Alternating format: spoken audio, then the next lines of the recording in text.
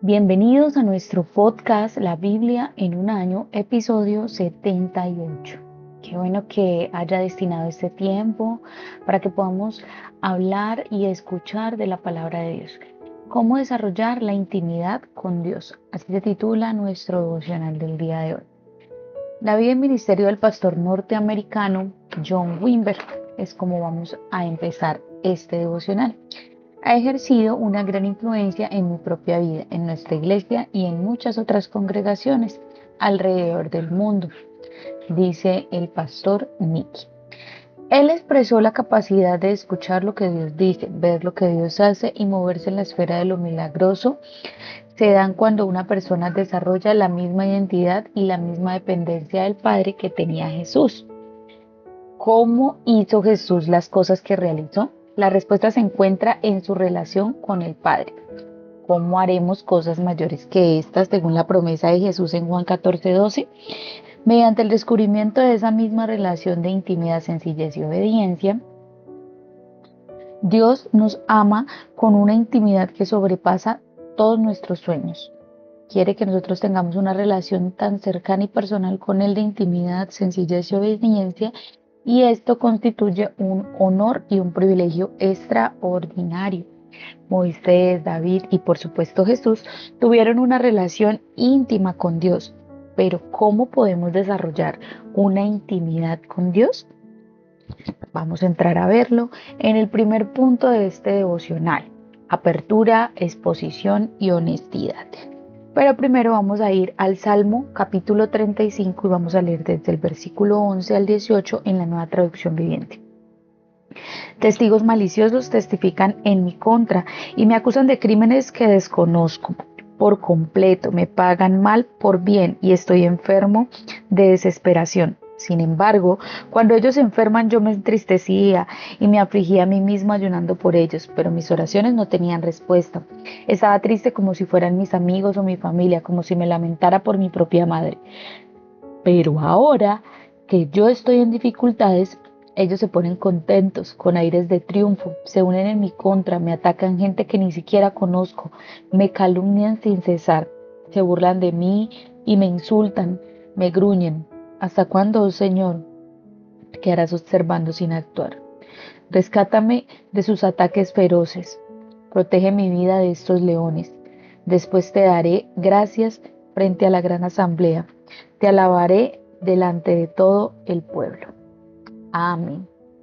Hubo ocasiones en las que David estaba deprimido, su alma se sentía vacía, y eso lo vimos en el versículo 12. Era suficientemente sincero y abierto para hablar de sus dificultades, lo que nos lleva a preguntarnos en este tiempo si nosotros somos los demasiado abiertos para hablar y ser sinceros con Dios sobre nuestras situaciones. Oposición. David enfrentó una gran oposición de parte de aquellos que le pagaron mal por bien y lo atacaban. Puede que nosotros también enfrentemos gran oposición de aquellos que nos paguen mal por bien y nos ataquen. Puede que nos calumnien o se burlen de nosotros de forma maliciosa. La oposición no solo viene del mundo, sino que incluso puede venir del pueblo de Dios. Oración no respondida, ¿sí? Puede que hayan momentos en cuando nosotros pensemos que nuestras oraciones parecen no ser escuchadas. Y así como Él le dice en el versículo 17, ¿cuánto tiempo seguirás viendo esto? Fracaso. Todos hemos tropezado, podemos sentir que caminamos con el Señor bastante felices y entonces repentinamente tropezamos. Pueden haber ocasiones en las que nos culpamos a nuestros propios, no cumplamos nuestros propios estándares y mucho menos los de Dios. Como David habla con Dios sobre todos estos desafíos, no intentes hacer de cuenta de que todo está bien. Habla desde lo profundo de tu corazón. Él no se sorprenderá ni se mostrará impactado por lo que digas. La apertura, el exponerse abiertamente mostrando tus debilidades y la honestidad son las cualidades que te llevan hacia una relación íntima con Dios. Yo no sé si usted al leer este texto se sintió identificada, ¿sí? Pero pidámosle al Señor en esta mañana con un clamor desde nuestro corazón, que nos ayude y que nos capacite para poder abrir nuestro corazón de la manera correcta. Amado Señor, gracias porque podemos escuchar los clamores, porque tú escuchas el clamor de nuestro corazón. Gracias por rescatarnos. Capacítanos, Señor, y yo te diré gracias en la asamblea, ante la multitud te alabaré. Amén. Bueno, vamos a continuar leyendo Lucas capítulo 2 y vamos a leer desde el capítulo 41 al 52 en la Nueva Traducción Viviente. Se titula esta porción de la palabra Jesús habla con los maestros. Cada año, los padres de Jesús iban a Jerusalén para el festival de la Pascua. Cuando Jesús tenía 12 años, asistieron a un festival como siempre. Una vez terminada la celebración, emprendieron el regreso a Nazaret, pero Jesús se quedó en Jerusalén. Al principio sus padres no se dieron cuenta, porque creyeron que estaba entre los otros viajeros, pero cuando se hizo de noche y no aparecía, comenzaron a buscarlo entre sus parientes y amigos. Como no pudieron encontrarlo, regresaron a Jerusalén para buscarlo allí. 3 días después, por fin lo encontraron en el templo, sentado entre los maestros religiosos, escuchándolos y haciéndoles preguntas. Todos los que lo oían quedaban asombrados de su entendimiento y de sus respuestas. Sus padres no sabían qué pensar. Hijo, ¿por qué nos has hecho esto?, le dijo su madre. Tu padre y yo hemos estado desesperados buscándote por todas partes. ¿Pero por qué tuvieron que buscarme?, les preguntó. ¿No sabían que tengo que estar en la casa de mi padre? Pero ellos no entendieron lo que les quiso decir. Luego regresó con sus padres a Nazaret y vivió en obediencia a ellos, y su madre guardó todas estas cosas en el corazón. Jesús crecía en sabiduría y en estatura y en el favor de Dios y de toda la gente. Amén. El segundo punto de este devocional para poder desarrollar la intimidad con Dios es crecer en sabiduría. Desde niño Jesús tenía una sabiduría sorprendente cuando dice en el versículo 47 que todos lo oían y se asombraban de su inteligencia y de sus respuestas. Como alguien ha dicho, el conocimiento es saber de un tomate. El conocimiento es saber que un tomate es fruto. La sabiduría es no ponerlo en una ensalada de frutas. El conocimiento es horizontal, la sabiduría es vertical. Viene desde arriba hacia abajo. Es mucho más importante creer en sabiduría que creer en prosperidad. La sabiduría supera la prosperidad. La intimidad con el Padre conduce a un mayor crecimiento en sabiduría. Luego de que los padres de Jesús lo hallaran en el atrio del templo, les preguntó: ¿no sabían que tengo que estar en la casa de mi Padre? Como dice la versión bíblica en inglés del mensaje: tratando con las cosas de mi Padre. Por un lado, la relación de Jesús con su Padre era única, pero por otra parte también permite llamar a Dios Padre. Oró a Dios como Abba, la palabra aramea usada por un hijo en términos filiales con su Padre, y enseñó a sus discípulos a hacer lo mismo. San Pablo, al escribir sobre el Espíritu Santo, señala: pues ustedes no han recibido un espíritu de esclavitud que los lleve otra vez a tener miedo, sino el Espíritu que los hace hijos de Dios. Por este Espíritu nos dirigimos a Dios diciéndole: Abba, Padre. Él lo transmitió a otros. Al examinar el ejemplo de Jesús en estos versículos, aprendemos 4 cosas sobre esta clase de sabiduría que procede de tener una intimidad con el Padre. La sabiduría viene de escuchar. La sabiduría es disposición a escuchar y aprender de los demás. Jesús estaba sentado entre los maestros, los escuchaba y les hacía preguntas, por lo que acabamos de leer. Sir Isaac Newton dijo: veo que la inteligencia resulta más evidente al analizar las preguntas realizadas en un lugar de las respuestas ofrecidas.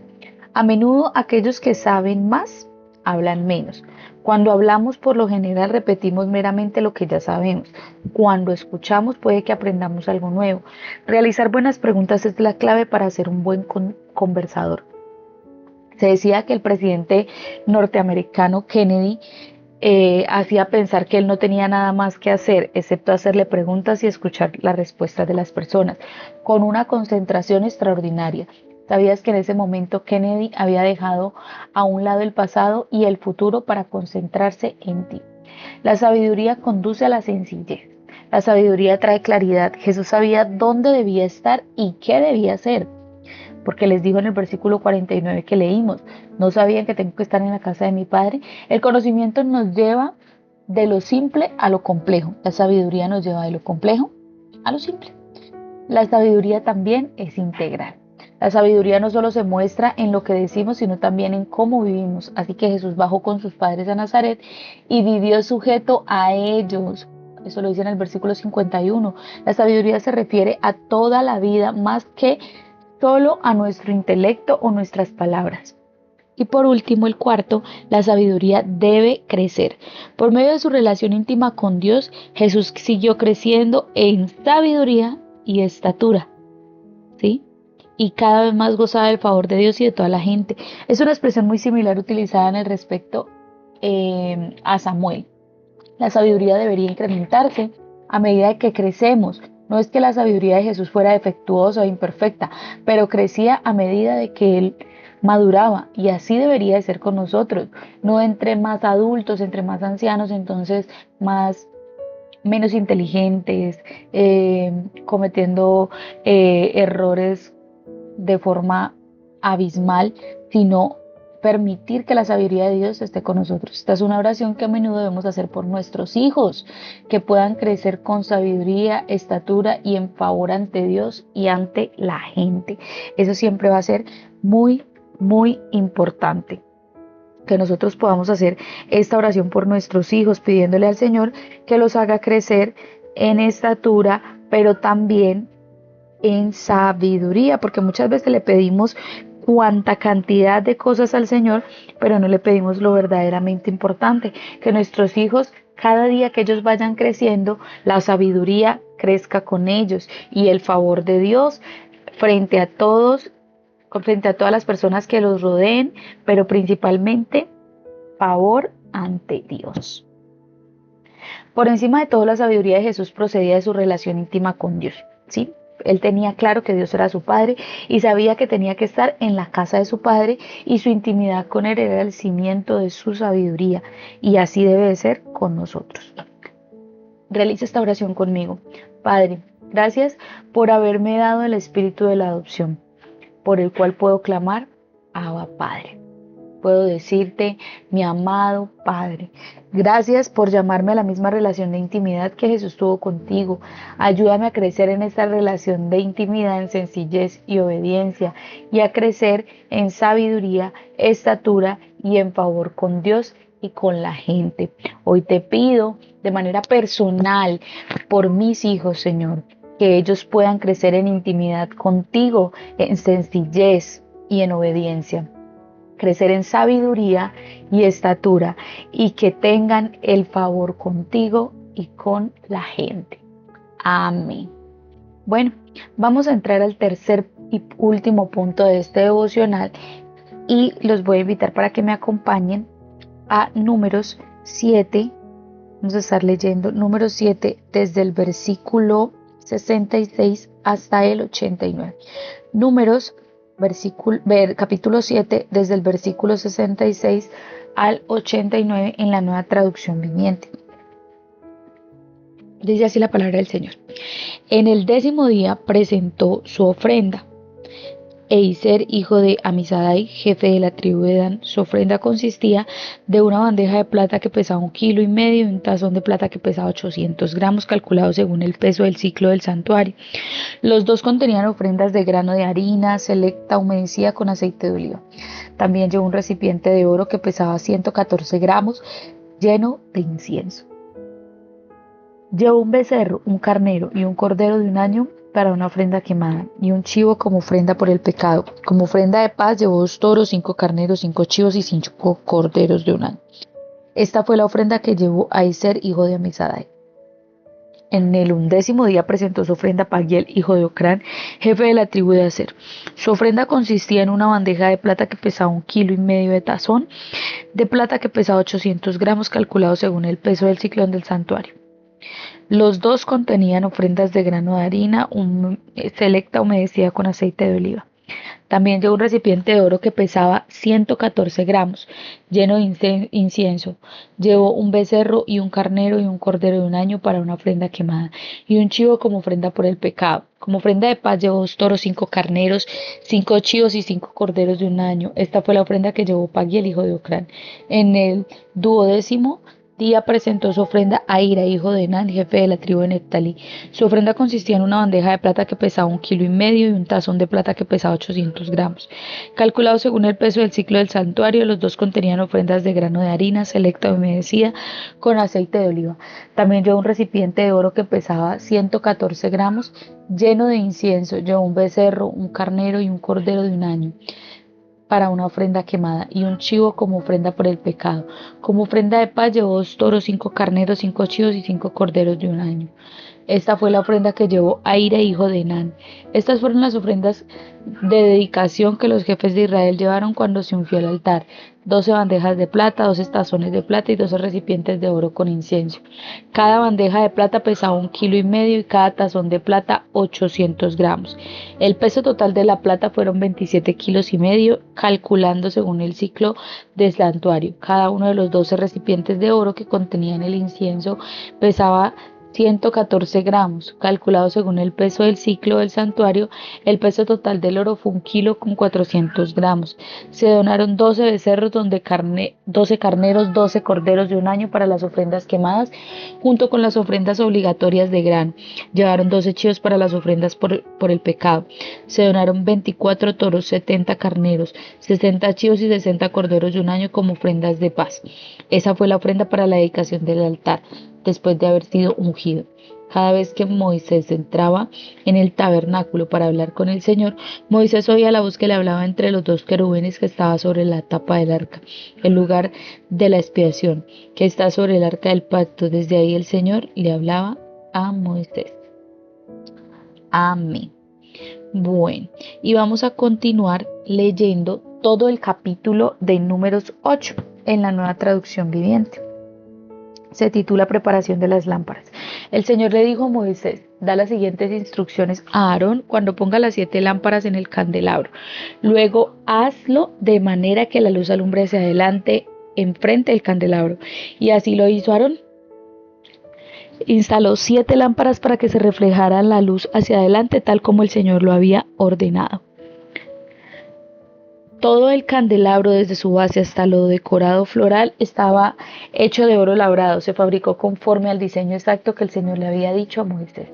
Dedicación de los levitas. Luego el Señor le dijo a Moisés: ahora bien, separa a los levitas de los demás israelitas y hazlos ceremonialmente puros. Para hacerlos, rocíalos con el agua de la purificación y haz que se afeiten todo el cuerpo y que laven sus ropas. Entonces quedarán ceremonialmente puros. Haz que lleven un becerro y una ofrenda de grano de harina selecta humedecida con aceite de oliva junto con su segundo becerro para la ofrenda por el pecado. Después reúne toda la comunidad de Israel y presenta a los levitas a la entrada del tabernáculo.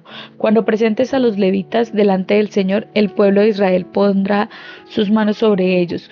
Con las manos en alto, Aarón presentará a los levitas ante el Señor como una ofrenda especial del pueblo de Israel. Así los dedicará al servicio del Señor. Enseguida los levitas pondrán sus manos sobre la cabeza de los becerros.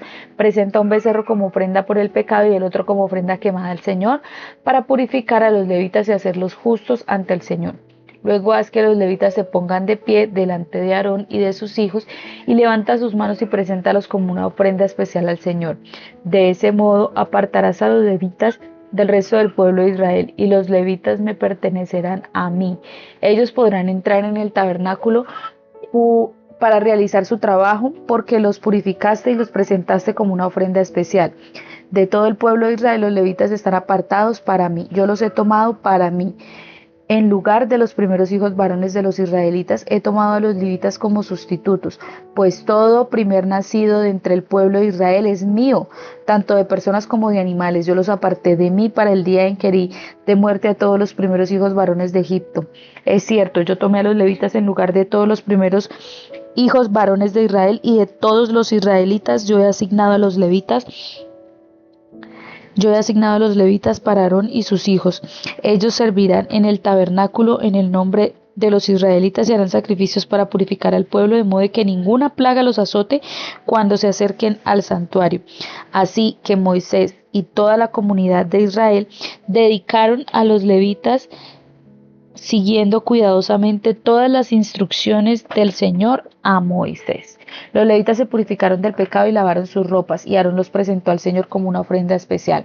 Entonces ofreció un sacrificio para purificarlos y hacerlos justos delante del Señor. Después los levitas entraron en el tabernáculo para cumplir sus responsabilidades de ayudar a Aarón y a sus hijos, y así se llevó a cabo todo lo que el Señor ordenó a Moisés con respecto a los levitas. El Señor le dio otra instrucción a Moisés: los levitas seguirán esta regla: Empezarán su servicio en el tabernáculo a la edad de 25 años y se jubilarán a los 50 años. Después de su jubilación podrán ayudar a sus compañeros levitas como guardias en el tabernáculo, pero no podrán oficiar en las ceremonias. Así es como asignarás los deberes a los levitas. Amén. Y vamos a continuar por último, para terminar la lectura aquí de Números, leyendo el capítulo 9, Números capítulo 9, desde el versículo 1 hasta el 14, en la Nueva Traducción Viviente. Se titula esta porción de la palabra la segunda Pascua. Un año después de que Israel saliera de Egipto, el Señor le habló a Moisés en el desierto de Sinaí el primer mes de este año y le dijo: di a los israelitas que celebren la Pascua en el tiempo establecido, y al atardecer del día 14 del primer mes asegúrate de seguir todos mis decretos y todas mis ordenanzas acerca de esta celebración. Entonces Moisés le dijo al pueblo que celebrara la Pascua en el desierto de Sinaí al atardecer del día 14 del primer mes. Allí celebraron el festival así como el Señor le había ordenado a Moisés. Sin embargo, algunos hombres estaban ceremonialmente impuros por haber tocado un cadáver y por eso no podían celebrar la Pascua aquel día. Así que ese mismo día se acercaron a Moisés y Aarón y les dijeron: hemos quedado ceremonialmente impuros por tocar un cadáver, pero ¿por qué se nos debe impedir presentar la ofrenda al Señor en la debida fecha con el resto de los israelitas? Moisés le contestó: esperen aquí hasta que yo reciba del Señor las instrucciones para ustedes. Esta fue la respuesta del Señor a Moisés: da las siguientes instrucciones al pueblo de Israel. Si alguien del pueblo, ya sea ahora o en las generaciones futuras, está ceremonialmente impuro en la fecha establecida para la Pascua por tocar un cadáver, o si está de viaje y no puede estar presente en la ceremonia, y aún así podrá celebrar la Pascua del Señor, esta persona ofrecerá sacrificio de la Pascua un mes después, al atardecer el día 14 del segundo mes. Comerá el cordero de la Pascua con pan sin levadura y hierbas amargas. No dejará nada del cordero para el día siguiente, ni quebrará ninguno de sus huesos, y debe seguir todas las ordenanzas de rigor acerca de la Pascua. Aquellos que no estén ceremonialmente puros ni anden de viaje, pero aún así dejen de celebrar la Pascua en la fecha establecida, serán excluidos de la comunidad de Israel. Si no se presenta la ofrenda del Señor en la fecha debida, sufrirán las consecuencias de su culpa. Si el extranjero que vive entre ustedes quiere celebrar la Pascua del Señor, debe seguir esos mismos decretos y ordenanzas, las mismas leyes que aplican tanto a los israelitas de nacimiento como a los extranjeros que viven entre ustedes. Amén. Bueno, el último punto se titula Detente y escucha. No podemos desarrollar una relación íntima con Dios sin apartar un tiempo o destinar un tiempo para comunicarnos con Él. Eso es lo mismo que en las relaciones interpersonales. Una persona que no dedica tiempo, pues no puede entablar una conexión, una relación profunda con alguien. Cuando Moisés entró en la tienda de la reunión para hablar con el Señor, escuchó su voz. Así hablaba el Señor con Moisés y el Señor le dijo. Sí, eso lo vimos ahí en esos capítulos. Dios habló a Moisés, Moisés habló con Dios. Era una conversación en doble vía. No era solamente que Dios hablaba y Moisés escuchaba, o que solamente hablaba Moisés de lo que necesitaba y listo, como muchas veces hacemos nosotros. Dios hablaba a Moisés cara a cara, como una conversación con una persona, como cuando usted habla con un amigo, hablando y escuchando al mismo tiempo, mirando la reacción del otro. En la era del Espíritu Santo estás en una posición mucho mejor que Moisés. Ya no tenemos que ir a un sitio especial, ya otras personas no tienen que purificarnos, sino que eso lo hace el Señor, sino que nosotros podemos acercarnos a Dios donde sea que estemos. No tenemos que irnos a un lugar específico, sino que donde usted esté, usted puede hablar con Él, haciendo lo que usted esté haciendo. Mediante el Espíritu de adopción hemos sido llevados a una conversación íntima y eterna con el Padre. Este era el patrón. El Señor habló a Moisés y éste habló a los hijos de Israel. Los hijos de Israel hicieron conforme a todo lo que el Señor les había mandado a Moisés. Toda la forma de vida de los israelitas se identificaba sobre la obediencia a lo que Dios había dicho a Moisés en el lugar de intimidad. Tu intimidad con Dios debe desbordarse en la forma en que llevas adelante tu vida. Debes poner en práctica las cosas que Dios te haya mostrado en el sitio de intimidad. Hay momentos en que no es evidente cómo nos guía Dios. De nuevo, el ejemplo de Moisés resulta de utilidad. Cuando el pueblo realizaba una pregunta difícil a Moisés para la cual él no tenía respuesta, contestaba: esperen. Esperen que averigüe lo que el Señor dispone con relación a ustedes. Y eso lo vimos en el versículo 8. Si no conoces la respuesta correcta, lo más sabio es pedir paciencia, es pedir la espera. Eso nos da tiempo para orar y descubrir de parte de Dios cuál es la forma correcta de seguir adelante. Muchas veces nosotros, lo digo por mí, he tomado decisiones a la ligera, que al tiempo, sí, voy viendo las consecuencias de mis malas decisiones, de malos actuares, de decisiones tomadas apresuradamente, de decisiones donde Dios me dijo no y yo dije sí y las cosas han salido pues mal, ¿sí? Entonces es importante que antes de usted tomar una decisión, que antes de usted hacer cualquier cosa, hablar, una compra, las cosas más simples que usted pueda pensar o que usted diga: ¿será que a Dios le importa esto? Porque me va a comprar, qué sé yo, algo económico, voy a gastar este dinero en esto. Al Señor sí le interesa, sí le interesan sus planes y sobre todo a Él le interesa que los planes que Él tiene para nosotros se cumplan. Entonces, lo mejor es ser pacientes, es lo más sabio, es lo más sabio. Y orar y esperar la respuesta de Dios para que podamos descubrir la forma correcta de seguir adelante con eso que usted está pensando. En la parte de Eugene Peterson nos traduce este pasaje así, en la versión en inglés del mensaje: denme algún tiempo, descubriré lo que Dios dice en las circunstancias de ustedes. Otra versión bíblica es la Biblia ampliada, que también está en inglés. Dice: quédense quietos y yo escucharé lo que el Señor mande con respecto a ustedes. Muchas veces nosotros, por los afanes de la vida, el ajetreo, la rutina, no escuchamos lo que Dios quiere que nosotros hagamos. Y esta es una gran invitación para mí y para ti.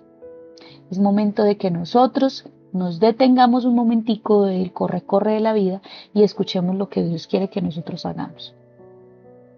Eso es lo que nosotros debemos hacer, pero no solo escucharlo, hacerlo, hacer lo que Él quiere que nosotros hagamos. Cierre sus ojos allí donde usted está y vamos a darle gracias a Dios por este tiempo.